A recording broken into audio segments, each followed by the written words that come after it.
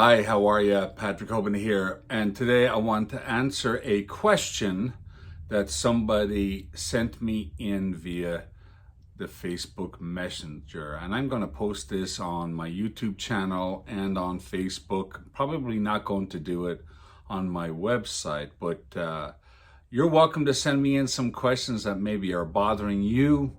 Things about spirituality, things about the Bible, things about Christianity, and if I can, I will do my best to answer them. We used to do a message years ago called Ask Anything, and you can ask anything, and if it's in the realm of my understanding, I will try to answer it. So please feel free to message me about some questions.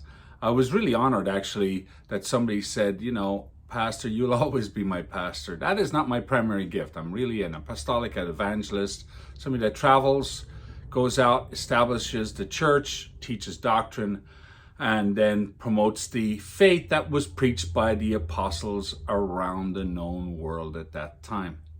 Anyway, the question was this. Somebody was very troubled because on TikTok, somebody was talking about how there were verses missing from different versions of the Bible. What was going on? Oh my goodness, you can't trust the Bible at all. Well, let me explain just rather quickly. I use different versions of the Bible. I have a couple of them here. This is my New King James Version. This is a reader's version, which I really enjoy reading because there's no chapter headings or verses in it. It is written like the authors wrote originally. Now, in the New Testament, this Bible, the New King James Version, and then the King James Version, and then some other versions, used what's called the received text, which was the major Greek text used by the Greek-speaking church for many, many years. And this was the basis of the text that Erasmus used in the Middle Ages, which was the basis for the King James Bible and many Bibles at that time. Now, there are some verses in there that you won't find in, say, other modern Bibles today. Modern Bible, this is the ESV. Great English, worth reading, but it is not translated, that is the New Testament, from the received text. It's translated from what's called the New United Text. Basically, it is a text that the United Bible Societies use. A lot of scholars like it because it's based on two manuscripts, the Textus Vaticanus, Textus Sinaiticus. I think that's how you pronounce that. Texts that were found in the 20th century that a lot of scholars believe are the oldest text, therefore more reliable.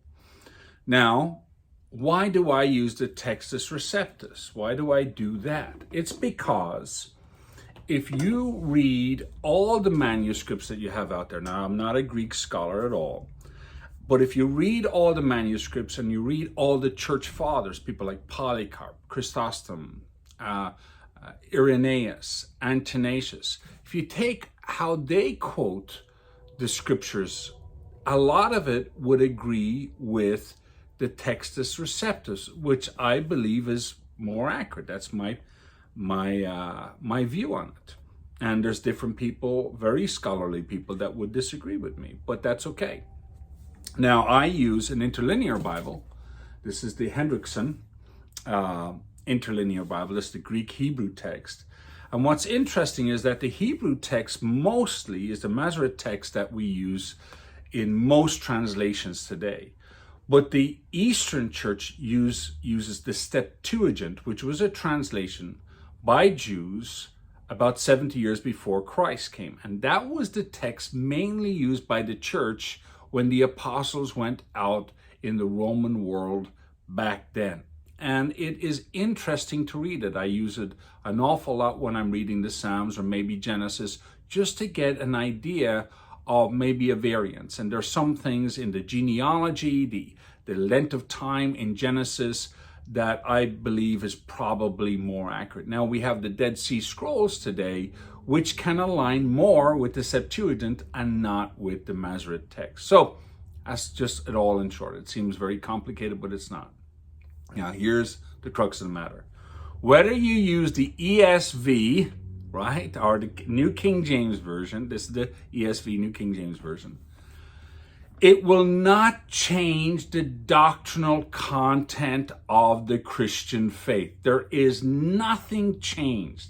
You might have a few things different, but the doctrine of Jesus Christ, that he was born of a virgin, lived a righteous life, died and was buried according to the scriptures, rose again on the third day according to the scriptures, and ascended into heaven, and will come again to judge the living and the dead. The basic doctrines of the Trinity, Christ incarnate, salvation of man, so forth, doesn't change. Neither does the moral code of the Christian faith. Doesn't change. So really, even if you use the New United Text or the Received Text that's translated into the English language, it doesn't change the doctrinal content. And that's why a lot of preachers will use both, because they know better. So don't get all perturbed just because something is a little bit different. If you translate any of, say, the works of a Russian author into English, and you might have a few different translations, and they'll say things just a little bit differently. That happens in translation. So anyway, the Holy Spirit will confirm the word when it's preached the way the apostles preached it. And I had the privilege of preaching this Sunday at the Pain Reliever Church, and guess what? God confirmed these words. So send me your questions. Hopefully I can answer them, and God bless.